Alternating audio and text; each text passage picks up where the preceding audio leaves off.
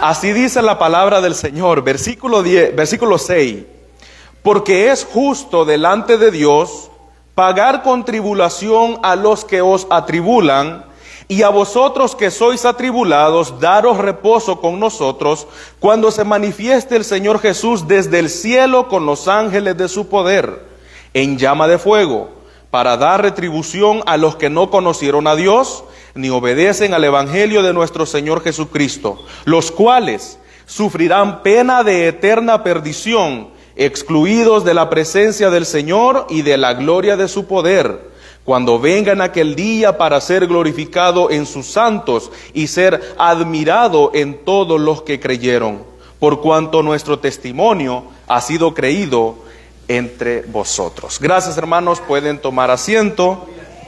Gracias por ayudarme con la lectura de la palabra del Señor. Retribución y reposo. Anoche comenzábamos el estudio de la segunda carta y seremos más breves en esta carta, puesto que es más corta, solamente tiene 3 capítulos, así que no serán tantos sermones en esta carta, pero sí es muy importante, hermanos, terminar también, ¿verdad?, con la segunda carta. Como vimos en la primera carta, el apóstol Pablo le escribe a esta iglesia joven con el propósito de que esta iglesia sea fortalecida, sea edificada, y todas aquellas dudas que la iglesia tenía, sobre todo en cuanto a la venida del Señor, qué pasa con los cristianos que mueren, qué sucederá con ellos cuando Cristo venga, cuál es el aspecto, ¿verdad?, teológico, el aspecto de Dios sobre el sufrimiento y sobre las persecuciones que estaban pasando. Bueno, Pablo termina la primera carta y poco tiempo después se ve en la necesidad de escribir la segunda carta que comenzábamos a estudiar en el culto de anoche. ¿Recuerdan cuál era el tema del mensaje de anoche? Una iglesia ejemplar. Y veíamos varias cosas, hermanos, para poner en contexto el versículo número 6. En el versículo número 5 y en estos primeros 5 versículos vemos básicamente lo mismo que veíamos al principio de la primera carta. Que los creyentes de Tesalónica, desde el momento que abrazaron la fe, experimentaron persecución, y por la gracia de Dios se mantenían fieles y firmes en esa persecución. En el versículo 5, el apóstol Pablo les dice: esto es demostración del justo juicio de Dios, para que seáis tenidos por dignos del reino de Dios, por el cual asimismo padecéis. Y la pregunta es, Pablo, ¿qué es lo que es una evidencia de que Dios está obrando con justicia en el ahora? Pablo simplemente dice en el verso 5, esto es demostración del juicio de Dios. Y por el contexto del verso 3 y 4 entendemos que Pablo se está refiriendo no a la tribulación de los tesalonicenses, sino a la fe en la que ellos perseveraban en medio de la tribulación. El que los tesalonicenses se mantuvieran fieles en medio de la tribulación era evidencia de que Dios estaba obrando en los tesalonicenses con justicia. Aleluya. Pablo también le escribe a los hermanos de Filipenses, de Filipo, en el capítulo 1, versículo 28, hablando de este tema, dice: compórtense como es digno del evangelio de Cristo, para que, o sea que vaya a veros o que esté ausente, oiga de vosotros que están firmes en un mismo espíritu, combatiendo unánimes por la fe del evangelio y en la fe del evangelio, y en nada intimidados por los que se oponen, lo mismo que los tesalonicenses, para que ellos, los que se oponen, ciertamente esto es un indicio de perdición. El que se opongan es un indicio de que es perdición para ellos. Mas para vosotros, hermanos, es un indicio de salvación, y esto de Dios. La evidencia de que Dios estaba obrando en la iglesia de Filipo, al igual que en la iglesia de Tesalónica, es que estos hermanos podían resistir y no ser intimidados por la opresión, por la persecución de los que se oponían a la fe. Y es que nuestra vista natural, humana, tiende a ser muy corta y hasta cierto punto hasta torpe, porque no vemos más allá de donde nuestros ojos físicos pueden ver. Y lo vamos a leer ahí en uno de los salmos, un hombre que tenía una perspectiva muy natural, muy física, muy humana de lo que sucede con aquellos que se oponen a la verdad, hasta que es introducido en el santuario de Dios, y este hombre puede ver por encima del sol cómo es la historia de la humanidad en verdad. Ahí en el Salmo 73, El salmista dice, hablando de los que se oponen a la verdad, hablando de los impíos, y esta era la ocasión, la situación que estaban pasando los hermanos de Tesalónica. ¿Qué pasa con esto que nos oprimen? ¿Qué pasa con esto que nos persiguen? ¿Qué pasa con estos que se oponen? Vemos cómo la maldad crece, cómo los pecadores y los rebeldes se oponen a Dios, se oponen a la verdad, insultan a Dios, se burlan de Dios, y parece que no hay consecuencia. Y esa era la visión del salmista, capítulo 73 de Salmos, verso 2 al 5. Dice el salmista: en cuanto a mí, casi se deslizaron mis pies, por poco resbalaron mis pasos, porque tuve envidia de los arrogantes, viendo la prosperidad de los impíos, porque no tienen congoja por su muerte, o no tienen miedo de morir, pues su vigor está entero. No pasan trabajos como los otros mortales, ni son azotados como los demás hombres. Y el colmo, versículo 13: verdaderamente, dice el salmista, en vano he limpiado mi corazón y lavado mis manos en inocencia. No tiene ningún sentido ser íntegro, no tiene ningún sentido ser fiel a Dios, no tiene ningún sentido obedecer a Dios. ¿Sabe por qué? Porque el salmista está viendo lo mismo que nosotros solemos ver en algunas ocasiones, que solamente son con nuestros ojos físicos. Y aparentemente Dios no está obrando ahí. Aparentemente. Porque nuestra vista es corta. El salmista está teniendo una visión muy mortal, muy humana, una visión muy corta. Hablando de los tesalonicenses, el hecho mismo de que Dios galardonara, les dé el galardón de la fe y la fortaleza a estos hermanos, indica que Dios es un Dios justo. La referencia entonces, cuando dice en el verso 5 que esto es evidente, es evidencia de la obra del juicio de Dios, no se refiere a las persecuciones y aflicciones, sino a la fe en la que ellos perseveraban. Y aquí vemos dos evidencias de que el juicio de Dios está obrando.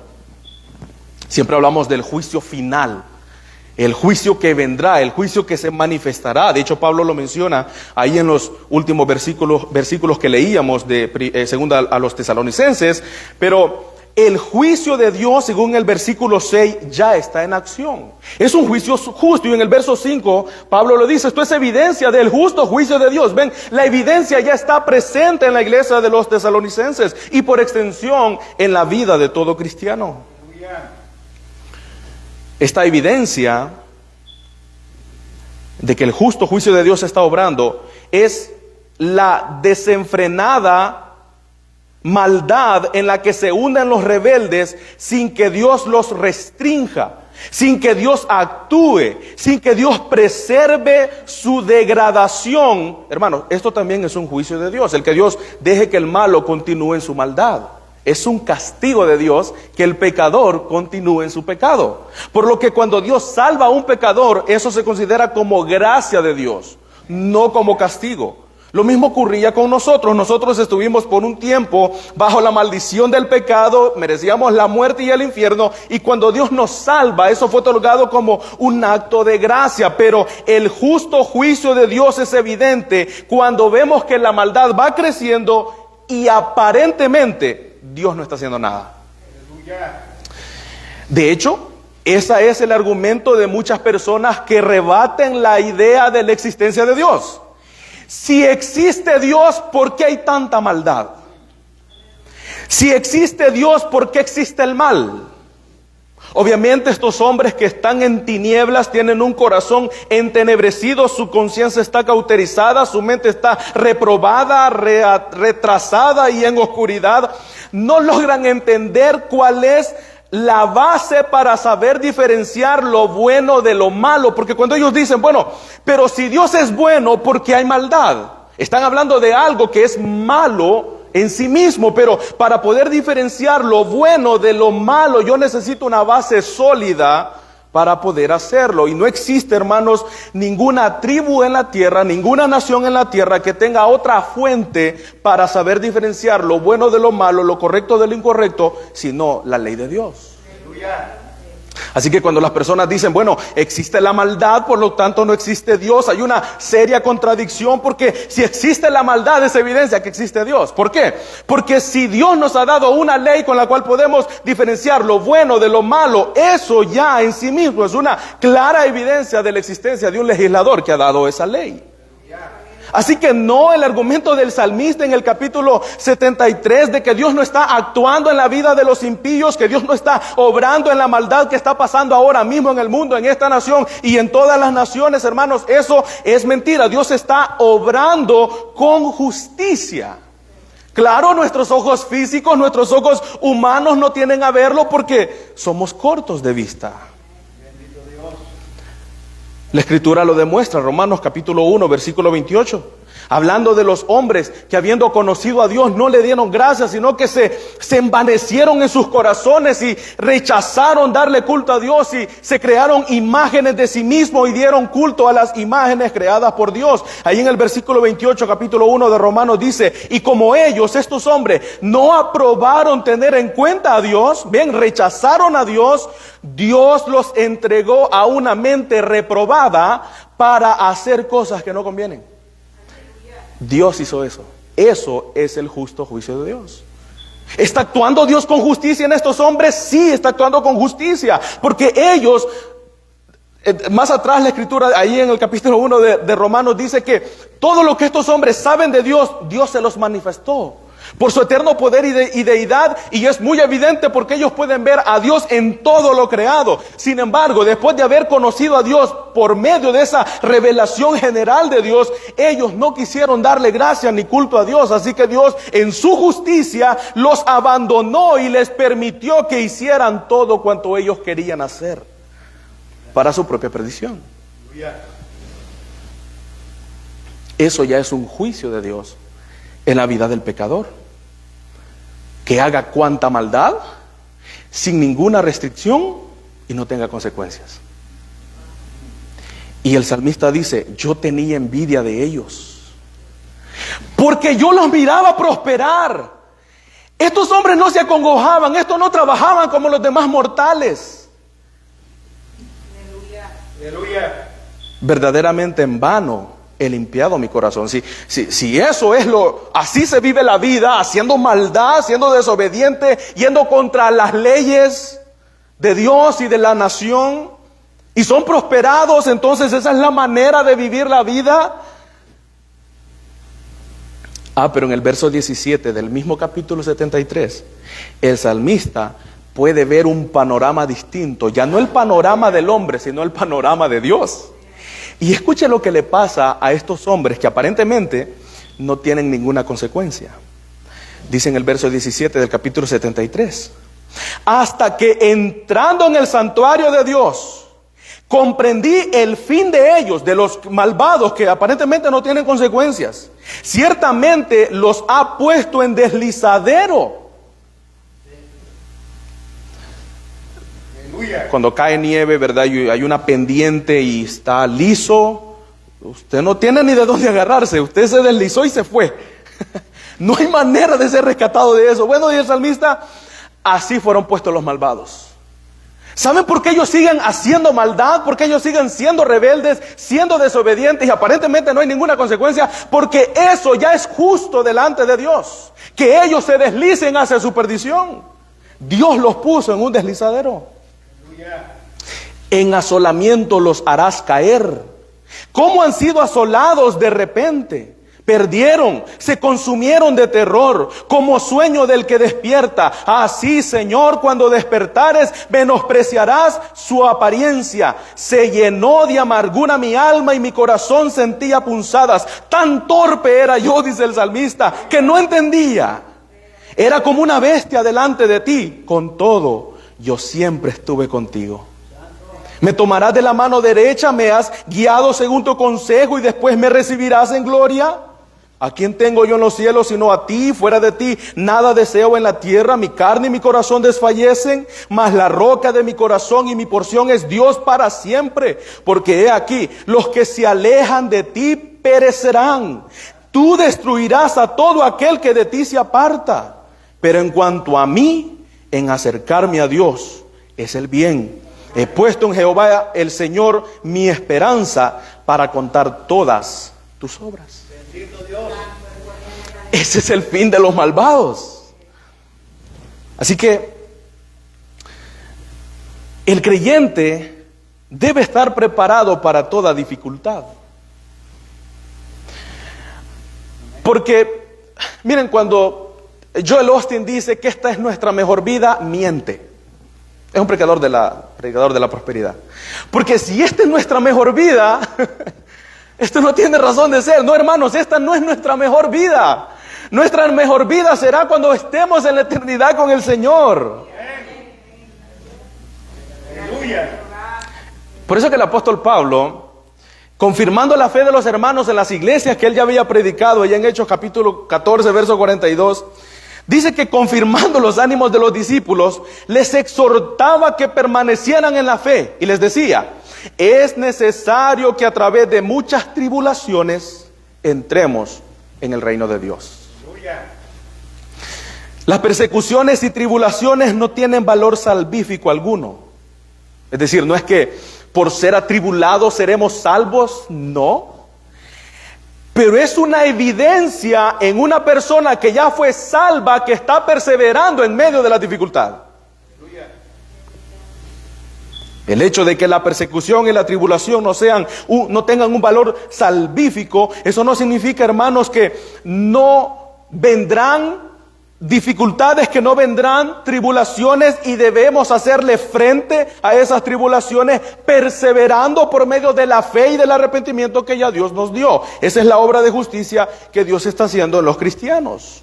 Por eso es que cuando alguien entra a la iglesia y por primera vez viene a Cristo y entra al reino de Dios por la fe, ahora en el presente, debemos advertirle de la certidumbre de que el camino a la gloria futura está lleno de tribulaciones. Aleluya. Está lleno de tribulaciones. Estamos en un camino que tiene muchas dificultades. Jesús habla de una puerta ancha y de una puerta angosta. ¿Por qué muchos van por la ancha? Porque no hay dificultades. ¿Por qué pocos van por la angosta? Porque tiene muchas dificultades. A través de muchas dificultades, a través de muchas tribulaciones, entremos en el reino de Dios. Ahora, recuerda, hermano, lo que hemos venido diciendo cuando hablamos de la santificación, que Dios comenzó una obra en el creyente que la llevará hasta el final. Nosotros, como dice el salmista, me tomaste de tu mano, siempre estuve contigo, y después de todo esto me recibirás en gloria. Dios nos tiene tomado con su mano y en medio de las tribulaciones nos hace cruzar por todo y nos recibirá en gloria, porque es su propósito con los creyentes. Pero recordemos esto, nuestro camino está lleno de tribulaciones. Así que no se sorprenda por la prueba que os ha sobrevenido, dice Pedro. Si no sabed que vuestra fe será probada, y mientras más tribulaciones, más fuerte será nuestra fe. Más fuerte será nuestra fe. Vemos ahí en el versículo 6 entonces, después de esta introducción, en el versículo 6 continúa diciendo el apóstol Pablo, porque ya hemos visto, hermanos, que el juicio de Dios está actuando ya. Dios está actuando, está obrando con justicia, pero esperamos también el juicio que será consumado cuando Cristo venga. Versículo 6. El justo juicio de Dios también se manifestará de forma completa para retribución y recompensa en el día de su venida, dice en el verso número 6, porque es justo delante de Dios pagar con tribulación a los que os atribulan. 7. Y a vosotros que sois atribulados, daros reposo con nosotros cuando se manifieste el Señor Jesús desde el cielo con los ángeles de su poder. El impío se ve como lo vio el salmista. ¿Recuerdan el Salmo 73? Próspero, satisfecho, exitoso, lleno de vigor, saliéndose con la suya, burlándose de Dios, sin ser turbado en este mundo, pero en el fondo, en lo profundo de su ser, es un miserable sin satisfacción, solo, rodeado de temores y sin paz en su corazón. Pero aunque esta sea una oscura realidad para el impío, no se compara con lo que le espera. ¿Es triste? Sí, pero no se compara con lo que le espera. Pero tampoco, hermanos, de ninguna manera nuestra condición ahora se compara con lo que nos espera. De ninguna manera. Y lo vemos ahí en el versículo 7. A vosotros que sois atribulados, daros reposo con nosotros todos juntos, cuando se manifieste nuestro Señor Jesucristo desde los cielos, con los ángeles de su poder. Y para el estudio de estos 4 textos, hermanos, quisiera resaltar 5 puntos. Primero, vamos a ver quién será el juez de este juicio, quiénes serán los juzgados, cuál es el estándar para este juicio, cuál será la sentencia y por último, cuándo será este juicio. Rápidamente lo repito: quién será el juez, quiénes serán los juzgados, cuál es el estándar para este juicio, cuál será la sentencia y por último, cuándo será o se ejecutará este juicio. Vemos ahí en el versículo 6 y 7 quién es el juez, una vez más, porque es justo delante de Dios pagar con tribulación a los que os atribulan, y a vosotros que sois atribulados, daros reposo con nosotros cuando se manifieste el Señor Jesús, el Señor Jesucristo desde el cielo con los ángeles de su poder. Dios ha dado a Dios el Hijo, Dios el Padre ha dado a Dios el Hijo, que sea Él quien juzgue en el día final. El juez de ese juicio será Jesucristo. Él mismo lo dice, Mateo 25, 31 al 32. Cuando el Hijo del Hombre venga en su gloria, lo mismo que está diciendo Tesalonicenses, y todos los santos ángeles con él, entonces se sentará en su trono de gloria y serán reunidas delante de él, de Jesús, todas las naciones, y apartará los unos de los otros, como aparta el pastor a las ovejas de los cabritos. Ven, cuando Él venga en gloria, todos serán reunidos y entonces el Señor pasará juicio. El juez de este juicio es Cristo. Hechos capítulo 17, versículo 31, por cuanto, dice Pablo, por cuanto ha establecido, hablando de Dios, ha establecido un día en el cual juzgará al mundo con justicia por aquel varón a quien designó, dándole fe a todos con haberle levantado de los muertos. ¿Quién es ese varón a quien el Dios designó? A Cristo. En el capítulo 10 de Hechos, versículo 42, los discípulos dicen: Él nos mandó que predicáramos al pueblo y testificáramos que es Él el que Dios ha puesto por juez de vivos y muertos. Cristo será el juez, hermanos, en este juicio. Primero. Segundo, ¿quiénes serán juzgados? Versículo 6 al versículo 8. Porque justo delante de Dios pagar con tribulación a los que os atribulan, y a vosotros que sois atribulados, daros reposo con nosotros cuando se manifieste el Señor Jesús desde el cielo con los ángeles de su poder, en llama de fuego, para dar retribución a los que no conocieron a Dios ni obedecen el evangelio de nuestro Señor Jesucristo, los cuales sufrirán de eterna perdición, excluidos de la presencia del Señor y de la gloria de su poder. Pero, versículo 10, cuando Él venga en aquel día para ser glorificado su santo y ser admirado a todos los que creyeron, por cuanto nuestro testimonio ha sido creído en vosotros. ¿Sabe quiénes serán juzgados en este juicio? Todos y cada uno de los seres humanos que han nacido en la historia. Absolutamente todos serán juzgados ahí. A unos se les dará retribución, de ahí el tema del sermón, y a otros se les dará consuelo. A unos retribución y a otros consuelo.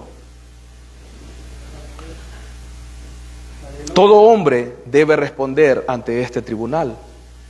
Está establecido que muera el hombre una sola vez y después de esto, el juicio.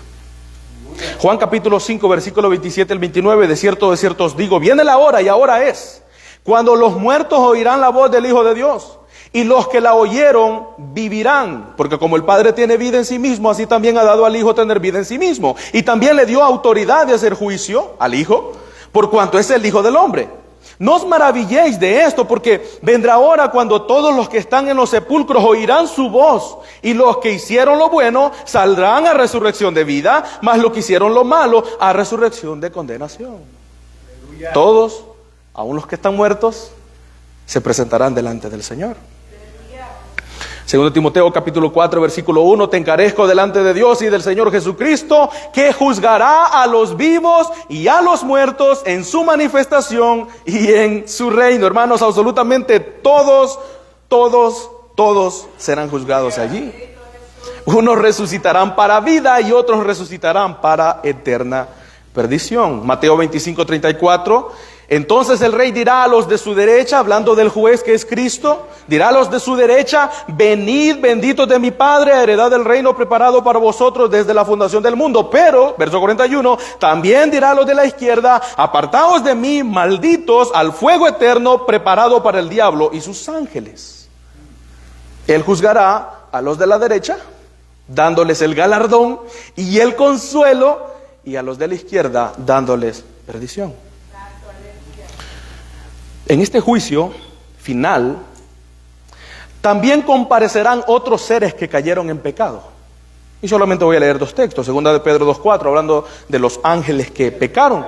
Porque si Dios no perdonó a los ángeles que pecaron, sino que arrojándolos al infierno, los entregó en prisiones de oscuridad para ser reservados al juicio. ¿Cuál juicio? El juicio, el último juicio. Judas, versículo 6, a los ángeles que no guardaron su dignidad, sino que abandonaron su propia morada, los ha guardado bajo oscuridad, en prisión eterna, para el juicio del gran día. Delante de este juicio, hermanos, estarán todos. Este juicio será universal. No habrá un juicio para ricos y otro para pobres. No habrá un rico para judíos y otro para gentiles. Este juicio será universal. Romanos capítulo 2, versículos 5 al 11.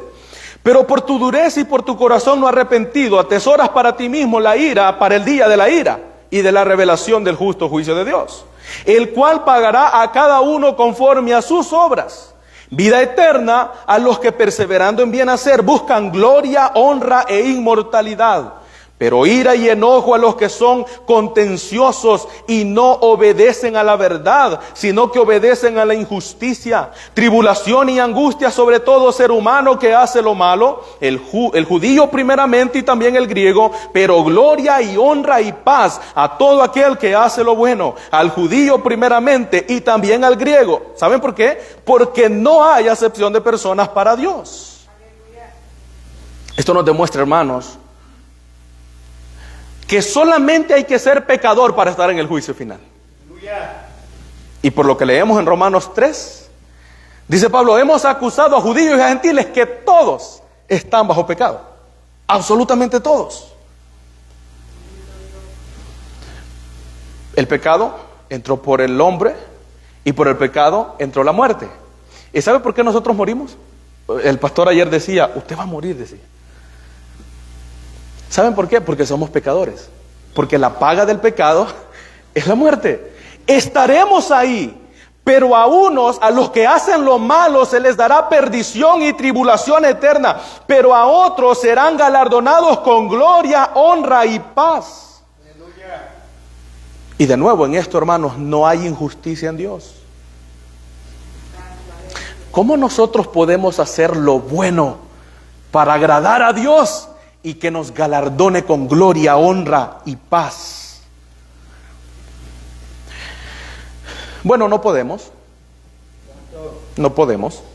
La razón por la que los tesalonicenses serán galardonados con gloria, honra y paz en el día del juicio, al igual que nosotros, dice Pablo, y todos los cristianos, es porque estamos escondidos en Cristo. Porque la justicia de Dios, el justo juicio de Dios y la ira que Dios ha de desatar sobre los pecadores, también la merecíamos. Solo que esa ira que merecíamos cayó en Cristo. Por eso que al estar refugiados en Cristo, ahora Él nos dará gloria con Cristo. Por eso que los tesalonicenses, al igual que los cristianos, seremos galardonados y se nos dará reposo. Entonces ya vimos quién es el juez de este juicio, Cristo. Ya vimos quiénes serán juzgados, todos. Tercero, ¿cuál será el estándar para este juicio? Y de hecho lo leemos ahí en Romanos 2. Dice: el cual, Cristo, pagará a cada uno conforme a sus obras.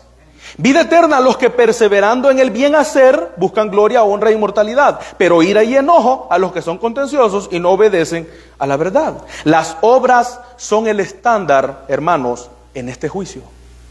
Somos salvos por gracia, pero serán condenados por obras. Somos salvos por gracia, pero serán condenados por obras. Eclesiastés capítulo 12, versículo 13 al 14. El fin de todo el discurso oído es este: teme a Dios y guarda sus mandamientos, porque esto es el todo del hombre. Porque Dios traerá toda obra a juicio. Toda. Aún de las que usted no se acuerda. Toda obra traerá a juicio, juntamente con toda cosa encubierta,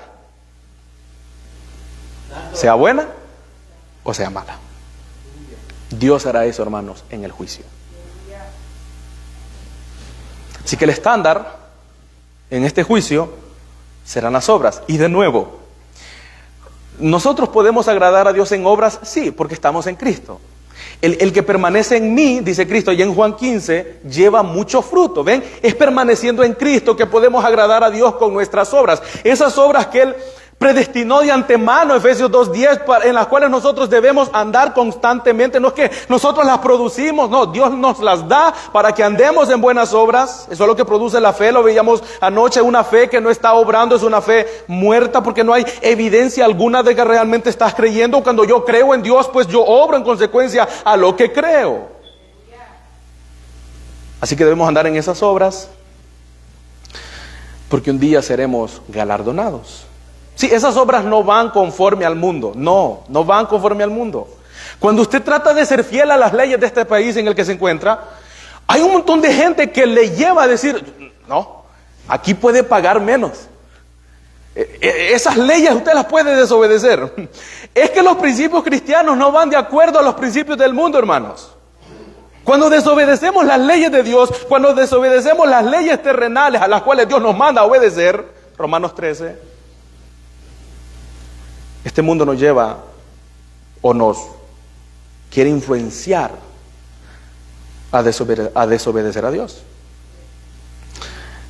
Recuérdese de esto: seremos juzgados por las obras, sea buena o sea mala. El que peleaba, ya no pelee. El que insultaba, ya no insulte.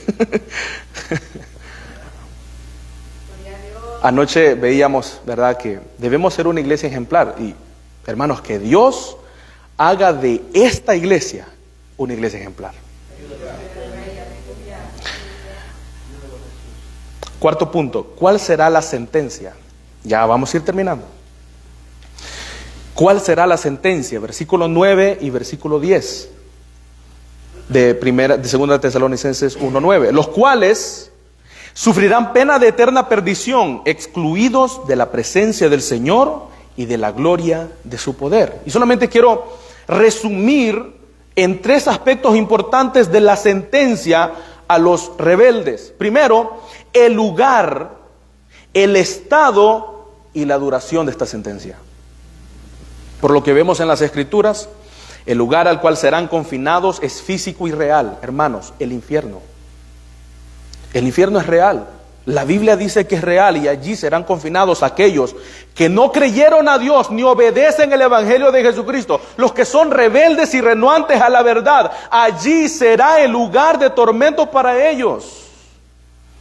El estado no será un estado en el que ellos quieran estar, será ausencia total del favor de Dios, una perturbación interminable de la vida como resultado del dominio del pecado sobre la vida de ellos, dolor y sufrimiento tanto en el cuerpo como en el alma. Ese será el estado en el infierno de los que no creen al Evangelio de Jesucristo. Y la Biblia dice que es así. Y si la Biblia dice que es así, es así. ¿Y cuál será la duración de esta sentencia? Por la eternidad. Noten lo que dice el verso 9. Dice: los cuales sufrirán pena de eterna perdición. Eterna perdición. Excluidos de la presencia del Señor. ¿Existe algún lugar en el que no esté la presencia del Señor? De ninguna manera. Lo que quiere decir acá, que serán excluidos de la presencia de Dios, no es que serán eliminados, destruidos por completo, de tal manera que esa será su perdición, ser eliminados. No, serán excluidos de la presencia de Dios en el sentido de la presencia de Dios en bendición. Porque en ese momento estarán en la presencia de Dios, pero estarán siendo sentenciados de eterna perdición. Ese será el castigo para ellos. ¿Cuál será entonces la recompensa? Lo mismo, el lugar, el estado y la duración. El lugar será una nueva creación. La presencia de Dios estará con su pueblo. ¿Ven el contraste? Unos estarán sufriendo en el infierno y los otros estarán disfrutando vida plena en la presencia del Señor. Dice la Escritura que estaremos en el cielo, y no necesariamente en el que conocemos como cielo, sino que Dios mismo hará tabernáculo con nosotros. Dice la Biblia que la nueva Jerusalén desciende del cielo. Estaremos en la nueva tierra, en los nuevos cielos donde mora la justicia y la verdad. No habrá muerte, no habrá enfermedad, no habrá llanto, no habrá cansancio. Estaremos delante de la presencia del Señor en vidas plenas, gozando con nuestro Señor en gloria. El enemigo ya no estará ahí, no, el diablo no estará ahí. Estaremos libres del pecado, hermanos. Cristo nos reinará cara a cara. Bendito Dios. Si usted espera estar en el cielo por ver el mar de cristal, por caminar en calles de oro, o por ver las puertas de perla, usted no sabe qué va a ser el cielo. Porque es que eso no es lo más hermoso en el cielo. Mire, puede estar todo eso allá, pero si Cristo no está presente, eso no es el cielo. Es que lo más hermoso en el cielo es Cristo. Y después de Cristo, su iglesia, porque seremos tal y como Él es. Tal vez no hay nada de eso, pero si está Cristo, lo tenemos todo, hermano. Es más, yo nunca he caminado en calles de oro, o sea, no sé qué es caminar en calles de oro, ¿verdad? Es ver a Cristo. Por último, entonces, ya para terminar, ¿cuándo será este juicio? Bueno, la doctrina del juicio final está íntimamente ligada a la resurrección de los muertos, lo hemos leído ahí. Y la resurrección de los muertos está íntimamente ligada a la segunda venida de Cristo. Sin embargo, Dios no ha querido revelar cuándo sucederá este juicio, porque no ha revelado cuándo vendrá Cristo. De manera, hermanos, que esto nos llama a estar velando, firmes en la fe, al igual que los tesalonicenses, ya que hemos creído el Evangelio, perseverar en la tribulación y al final ser llamados dignos del reino de Dios. Quiera Dios animar nuestros corazones y orar, como el apóstol Pablo ora ahí en el verso 11 y 12, que serán expuestos el próximo domingo. Primera de Tesalonicenses, y con esta lectura terminamos. Segunda de Tesalonicenses, capítulo 1, versículo 11 y 12. Siendo que no sabemos cuándo será el fin, dice Pablo, verso 11, por lo cual, asimismo, oramos siempre por vosotros, para que nuestro Dios os tenga por dignos de su llamado, de su llamamiento, y cumpla todo propósito de bondad y toda obra de fe con su poder, para que el nombre de nuestro Señor Jesucristo sea glorificado en vosotros y vosotros en Él, por la gracia de nuestro Dios y del Señor Jesucristo. Oremos, hermanos. Señor, gracias por tu palabra.